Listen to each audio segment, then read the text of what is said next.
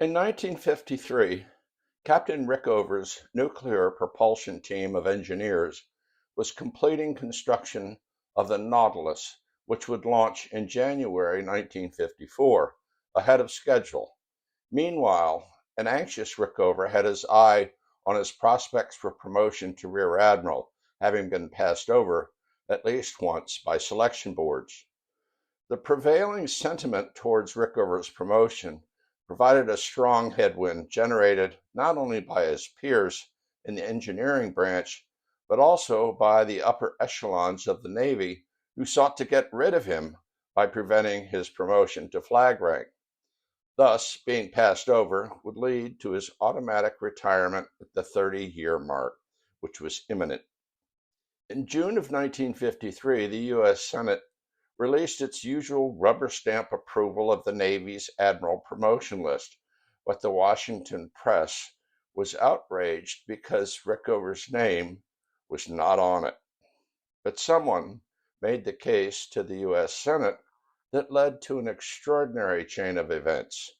Referring to Wikipedia unveils these events orchestrated by a powerful ally, the Chief of Naval Personnel, Admiral James L. Holloway, Jr. Wikipedia reports the following exchanges. Admiral Holloway: well, they passed him over, and there was a hell of a roar on the Hill. I talked to Senator Henry Jackson, with whom I was very familiar, who said to me, Admiral, I know he's probably obnoxious to a lot of people, but that fellow's got a following. To which Holloway replied, I agree with you.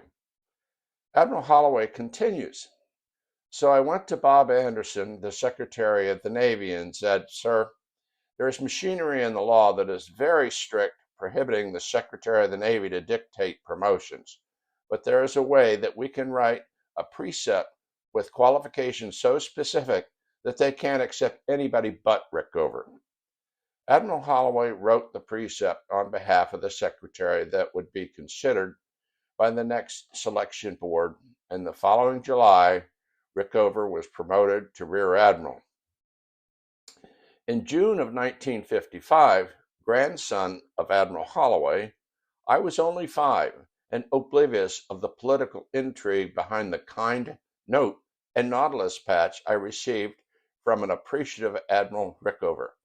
It would take me a few years to recognize my having been born into a family of 2 highly impactful pioneers of the Navy's jet aviation age, my father, Lawrence Hayworth, Jr., and his classmate at the Naval Academy, James L. Holloway III, Uncle Jim.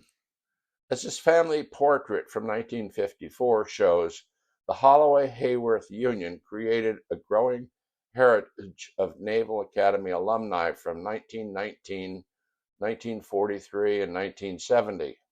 I was obviously a black sheep, having gone to the University of Virginia, as was my cousin Jimmy, 5 years older than I, who died in a tragic automobile accident after his first year at UVA, a shocking and sad memory for all of us.